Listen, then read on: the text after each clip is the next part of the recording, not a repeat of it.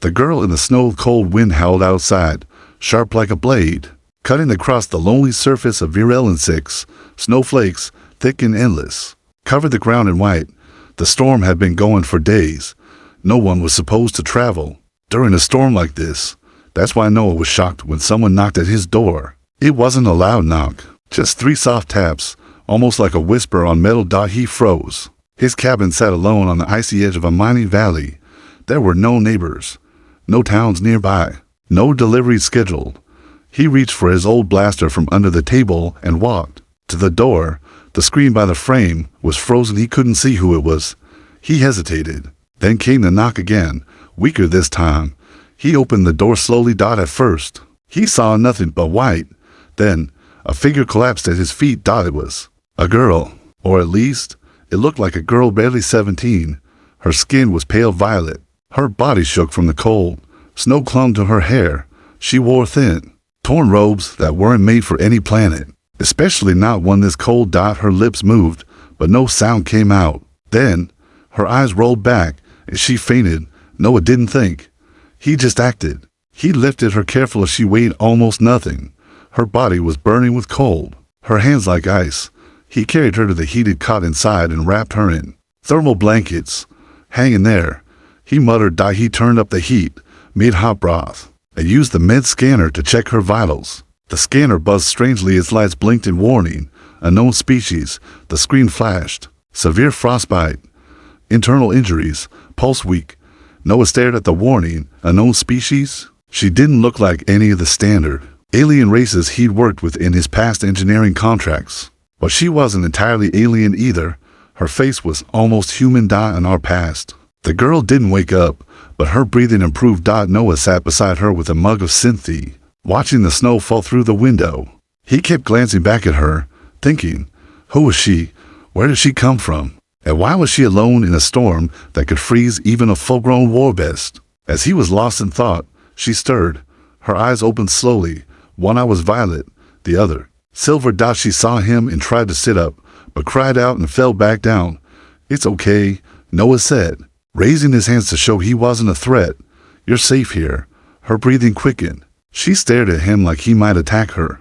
I'm Noah, he said. You collapsed outside my door. The girl looked around the room. Her eyes landed on the scanner and the glowing heat panels. Then she looked back at him. Why did you help me? She asked weakly. Her voice was dry and cracked, like wind on broken glass. You needed help, Noah replied simply. She blinked, confused. People don't help my kind. Noah frowned. What do you mean? She didn't answer. Instead, she reached for her side, where her robe had soaked through with blood. Noah rushed over and gently lifted the edge of the fabric. A deep cut ran across her ribs, glowing faint blue at the edges. This wound is weeks old, he muttered. You should have died. The girl looked away. I wanted to. Her words hit Noah like a punch to the chest. But he didn't speak. Not yet. Instead, he cleaned the wound and applied a bio patch.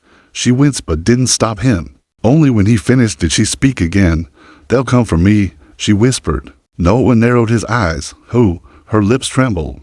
The ones who made me. The ones who used me. If they find out I'm alive, they'll kill you too. Noah stood slowly. His hand went to the window, parting the frost.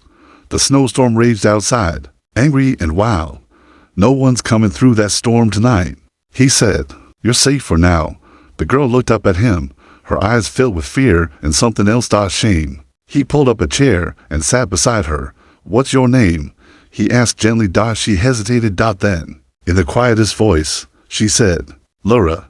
Asterisk, her name was Laura. Storm outside continued for 2 more days. The snow never stopped. The wind sounded like howling wolves.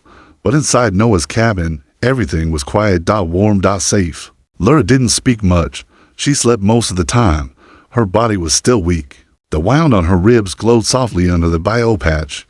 It was healing. Slowly.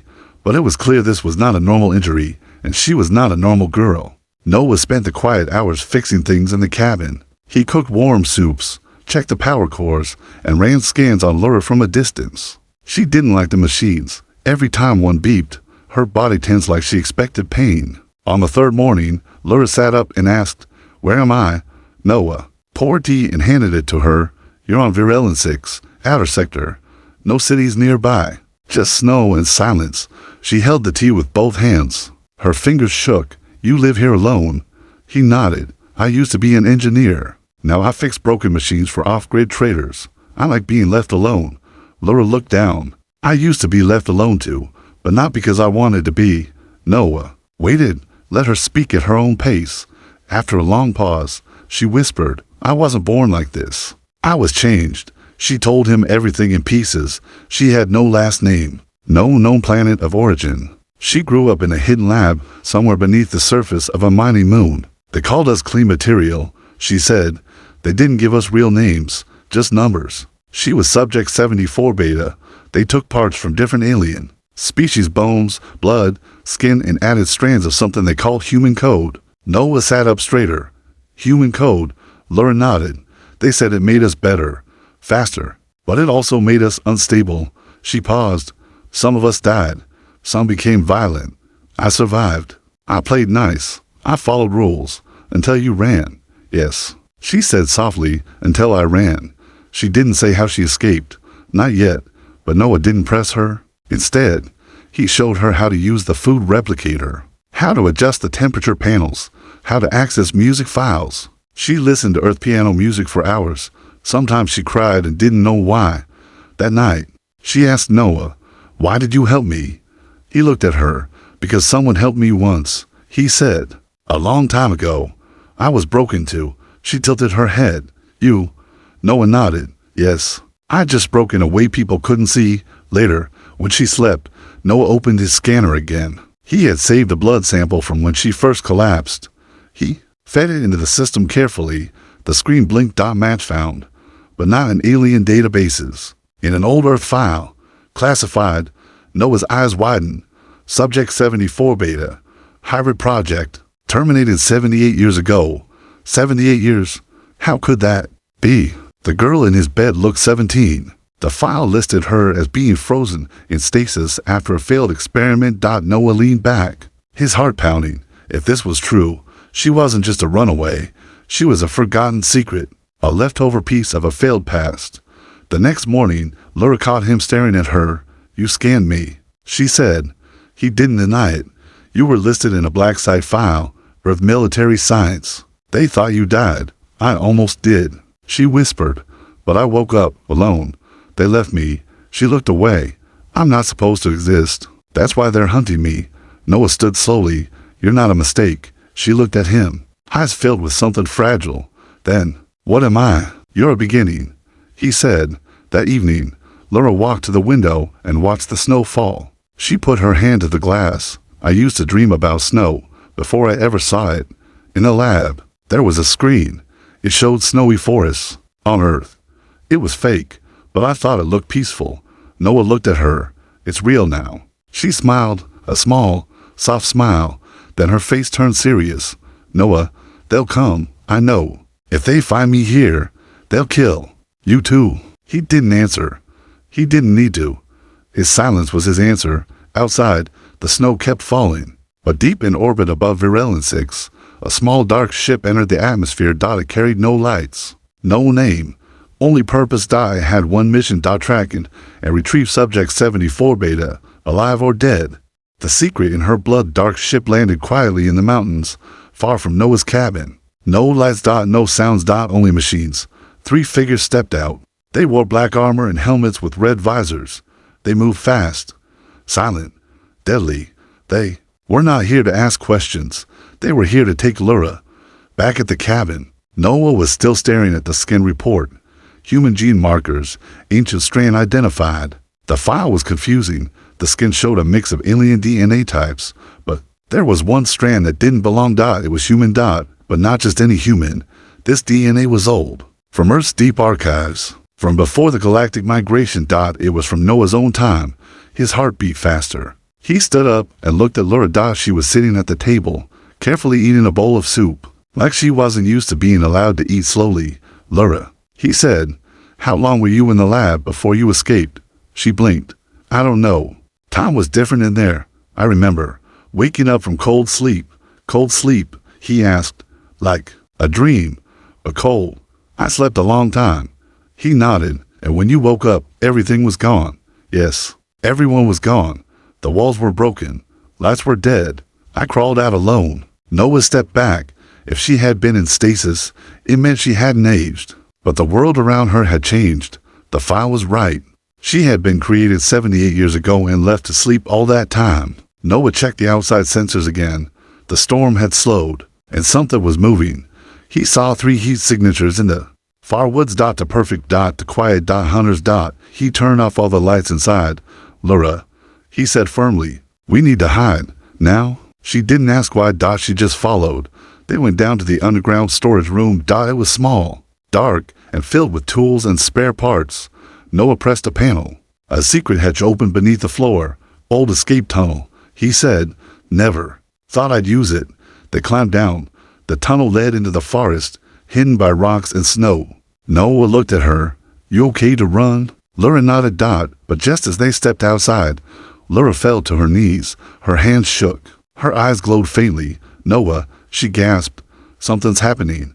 He dropped beside her. What is it? My blood. It's burning. Noah rolled up her sleeve. Her veins were glowing blue. Her heart was beating fast. To fast. Then she looked up. And suddenly he saw his own face in her mind. It wasn't just a vision. She had read his memory. Noah stepped back. You saw inside my head.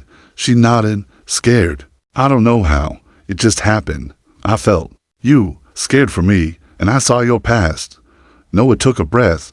He had no reason to hide it anymore. I worked for the Alliance. Years ago, I helped design gene scanners for war. I left when I found out what they were doing with them, the hybrid projects. He stared at her. You were one of them. Laura didn't move. I don't want to be a weapon, she whispered. You're not. No, she said, but they think I am. Suddenly, the forest lit up. Searchlights. Drones. Noah grabbed her hand. We run. Now, they ran through the snow. Fast. But not fast enough. The net fired from the sky barely missed them. A voice crackled from the drone speakers. Subject 74 Beta. Surrender. You have no place to hide. Laura stumbled. Her body shook again.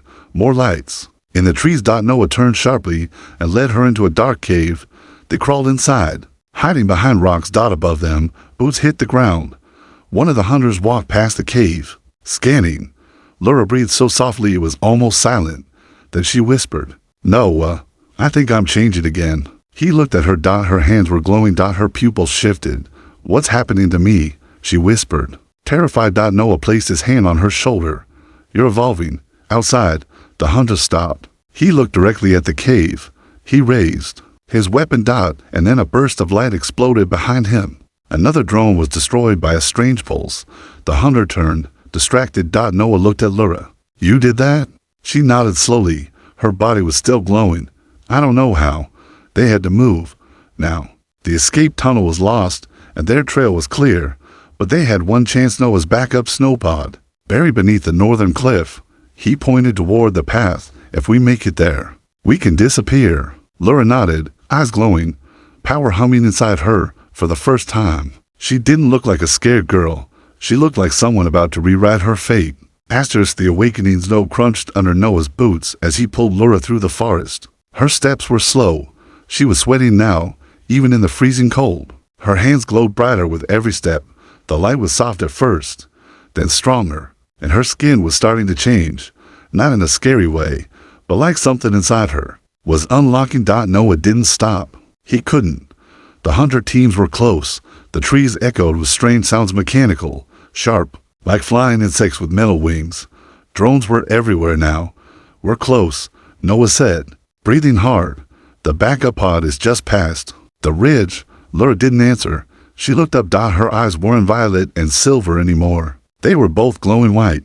When they reached the top of the hill, Noah brushed off snow with his hands until a metal hatch appeared. He tapped in a code. The snow pod door opened with a hiss. It was small, but fast. One seat for the pilot, one for emergency evac. He pushed Laura inside and slammed the hatch shut behind them. But the moment she sat down, she screamed. Her whole body arched. Her back hit the wall. The lights inside the pod flickered. Her skin glowed blue, now brighter than before. Her veins lit up. Her breath was hot, steaming the air. Noah grabbed a med scanner and pressed it to her neck. Heart rate 220. Blood. Pressure. Unstable. Internal mutation in progress. Noah froze. She's not just evolving, he whispered. She's awakening. Lura gasped and reached for his hand. I feel everything, she said. Her voice was deeper, stronger. I feel every sound, every thought, even the trees, even the sky. Noah stared at her. That's not possible.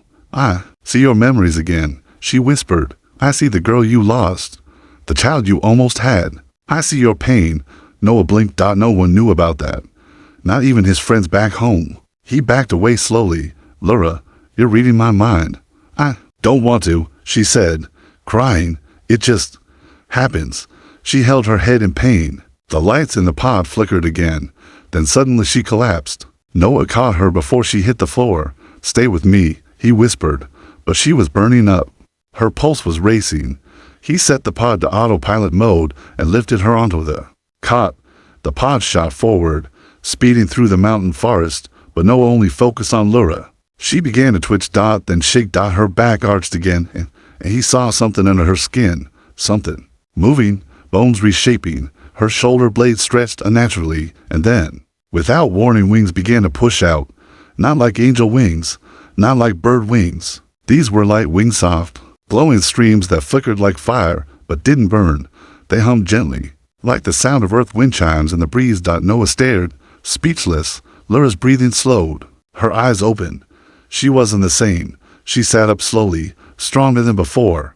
Her voice was calm. They wanted to break me, she said, but they built something they didn't understand. She looked at Noah, and now I remember everything. She spoke clearly now. She remembered being created. She remembered pain, tests, needles, screams. But she also remembered a voice, a soft voice, a woman's voice, whispering, "You are not a mistake. You are a bridge." That woman had died long ago, one of the kind ones in the lab. A human. Lura touched her own heart. She put something inside me, a gift, a message, a seed. Noah nodded slowly. Maybe that seed is blooming now. Suddenly, alarms went off inside the pod. The rear sensor picked up an enemy drone approaching fast. 1 minute away. Noah ran to the controls. It's jamming the pod.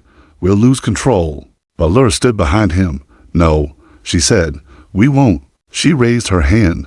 Her eyes flashed. The pod lights flickered dim. The rear camera showed the drone exploding in midair, torn apart by an invisible force. Noah turned to her, stunned. You did that. She looked surprised too. I didn't mean to, she said.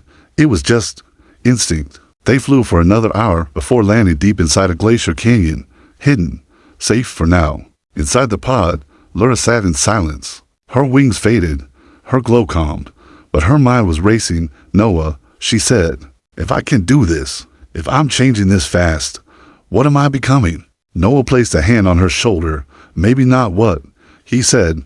Maybe who, and maybe you get to decide that now. Far above them, in space, the black ship turned. The commander stared at the broken drone footage. Subject has awakened. He said to the control team, should we proceed with strike protocol? The commander's eyes narrowed. No, he said, bring in the extractors. We don't kill her, we take her apart. Haunted cold wind howled once more as Noah and Lura stepped out of the snow pod into the frozen canyon. Thick ice walls stood tall on both sides. The place was quiet, still, but they both knew it wouldn't stay that way. Noah tapped his wrist pad. We're cut off from satellites. They're blocking signals. Lura nodded slowly. They're here. Noah looked at her. How do you know? She closed her eyes for a moment. I can hear them. Not with ears, with my blood. Noah didn't understand, but he trusted her.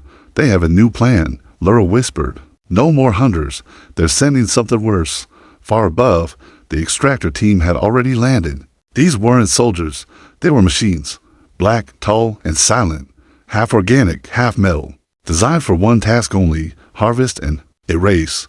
They didn't speak. They didn't ask questions. They followed orders without feeling. And they were already tracking Lura's DNA trail. Back in the canyon, Noah activated a hidden shelter inside the ice wall. It was an old survival pod buried there during his mining days, just big enough to hide in. They stepped inside, sealing the door behind them. The walls glowed faint blue, lit by emergency lights. Lura sat down slowly, wings gone, her body cold. A tired Noah wrapped a blanket around her. You okay? She nodded. I feel it growing inside me. The power, the memories, the voices. Noah sat across from her. You're not alone anymore. She looked at him, eyes filled with something warm. Hope in our past. Laura fell asleep, her head resting on her knees. Noah kept watch, fingers on his old blaster. Suddenly the lights in the shelter flickered, then died. Total darkness, then bang, something had landed on the roof. Noah aimed upward. The roof dented inwards. Metal screeched, then silence. Laura woke up fast, her eyes glowing again. They found us. Noah grabbed her hand. Out the back. Now, they ran, through a tunnel carved by melting ice. The walls were narrow, the floor slippery. Behind them, something moved. Fast, loud. The echo of metal limbs scraping rock. Laura gasped. They're not alive. I can't feel them. Noah understood. These weren't like the hunters. They were machines. That meant no guilt, no fear, just cold orders. Suddenly, a black figure dropped into the tunnel. It stood tall, almost 2 meters. Its head was smooth, no eyes, just a metal face and sharp tools for hands. It reached for Laura. Noah fired his blaster. The shot hit the machine's chest, but it kept coming. Laura raised her hand. A pulse of light exploded from her palm. The machine flew backward, smashed into the ice wall, and shattered. Noah blinked. You're getting stronger. She didn't reply. More machines were coming. They ran until they reached the base of a frozen cliff. A narrow path led up. It was risky, but their only chance. They climbed, slowly, carefully, halfway up. Another extractor dropped from above. Noah slipped. The cliff cracked. He fell, but Laura caught him with one hand. Her eyes glowed bright. She pulled him up with ease like he weighed nothing. Noah stared. You're not the same girl who collapsed at my door. She smiled softly. No, I'm not. They reached the top. Ahead, they saw a field of broken satellite dishes. An old Earth outpost abandoned years ago, perfect for hiding. They ran inside and sealed the doors. Inside, dust covered everything. Screens were broken. Wires hung like spider webs. But the walls were thick and safe for now. Laura sat down, breathing heavily. Her skin was warm, glowing under the dirt. Noah passed a scrape on her shoulder. They won't stop, he said. You know that, right? She nodded. But I won't stop either. Noah looked at her. You said earlier, they left you alone because you weren't perfect. She nodded. Double quotes. Well, he said, I think they were wrong. That night, Laura spoke to him quietly. Noah, when this is over, I don't want to run anymore. What do you want? I want to help others like me. If I exist, maybe there are more. Noah nodded slowly. Then we find them, together. Laura smiled, but the smile faded quickly. She turned to the door. They're coming. Outside, under the stars, 5 extractor machines moved in silence. They surrounded the outpost. Their leader raised a hand. A blue beam shot from its palm, scanning the building. Inside, Noah and Laura stood ready. He loaded his blaster. She raised her hands, light flickering between her fingers. This time, they weren't going to run. Astor's key stood between her and the world. The night sky above the outpost was still, but the ground shook. Noah felt it first through his boots. The vibration of metal feet marching across ice. Then came the sound, slow, heavy, steady. The extractors were here. Laura stood beside him, hands glowing faintly, heart pounding fast. She looked at him. Noah, you should run. He turned to her, his face serious. I'm not leaving you. You don't understand, she whispered. If I lose control, I could hurt you. He shook his head. Then I'll stand in your way if I have to. Not behind you. The door trembled with the first hit. A giant metal fist slammed into it again. Then again, the hinges screamed. Noah raised his blaster. We hold here, no matter what. Laura nodded, her eyes glowing brighter now. She wasn't afraid this time. She was ready. The door exploded. Pieces of metal flew across the room. A huge extractor stepped in, twice the size of the others. Its red sensor scanned them. Laura raised her hands. The air shimmered with energy. Stand down, she shouted, her voice echoing with a strange power. The machine didn't stop. It charged forward. Noah fired. 1 shot, 2, 3. Nothing worked. Laura stepped in front of him. She raised her palm and screamed. A wave of light blasted out of her chest. It hit the machine like a hammer. The floor cracked. The roof shook. The extractor flew backward and smashed through a wall. Noah stared. Laura was floating, hovering off the ground.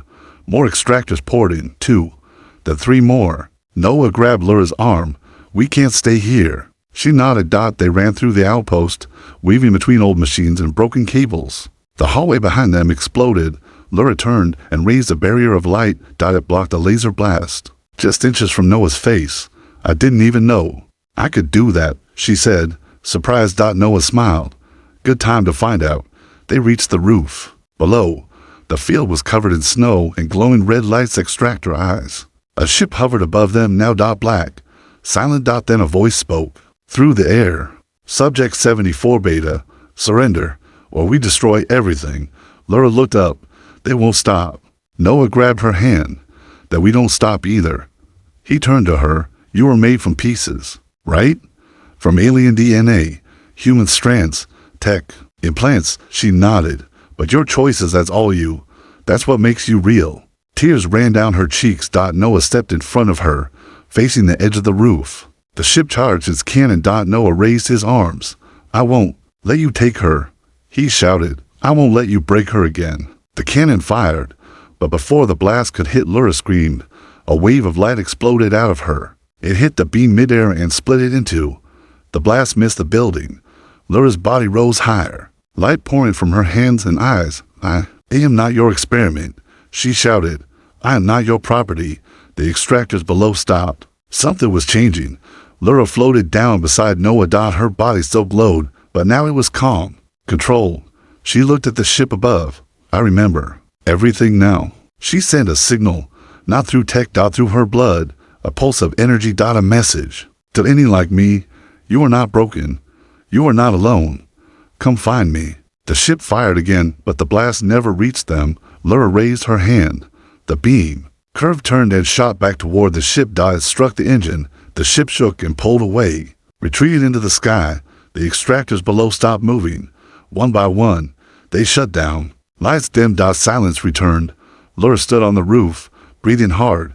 She turned to Noah. It's over, she whispered. For now, he replied. But it's a beginning. She smiled, and for the first time in her life she wasn't afraid. Far away, in a hidden part of the galaxy, screens lit up. Other hybrids woke up from frozen sleep. Others who had been forgotten, hidden, buried. They opened their eyes and whispered one word, Laura. A new star in the sky. The next morning, the snow had stopped falling. The sky above Virelin 6 was clear for the first time in weeks. Golden light touched the broken roof of the old outpost. Inside, Noah and Laura sat quietly near the warm core panel, watching the sunlight stream through the cracks. Laura wasn't glowing anymore. She looked normal, but her eyes still held a light, a different kind of light, not from her blood, from her heart. You saved us, Noah said. Laura shook her head, gently. We saved each other. He smiled. Do you feel any different? She nodded slowly. Yes, everything feels alive now. Every sound, every whisper in the wind. Even the sunlight feels louder. Noah studied her face. You're changing, still. I'm not sure what I'll become, she admitted. But now, I'm not afraid of it. A beeping sound came from Noah's wrist pad. He looked down. Then his eyes went wide. Laura, he said, that message you sent, it was received. She turned to him. By who? He showed her the map. It lit up with signal 6, blinking slowly from different parts of the galaxy. Other hybrids. He whispered, they heard you. Laura's hand trembled. I thought I was the only one, she said. You were never alone, Noah replied. They were just waiting for someone brave enough to speak first.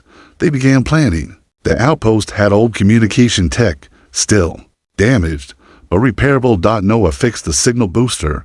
Laura learned fast. She helped him rewire systems and reprogram frequency codes for the first time. She was building something, not just surviving. They created a safe beacon, a digital lighthouse in space. The message was clear.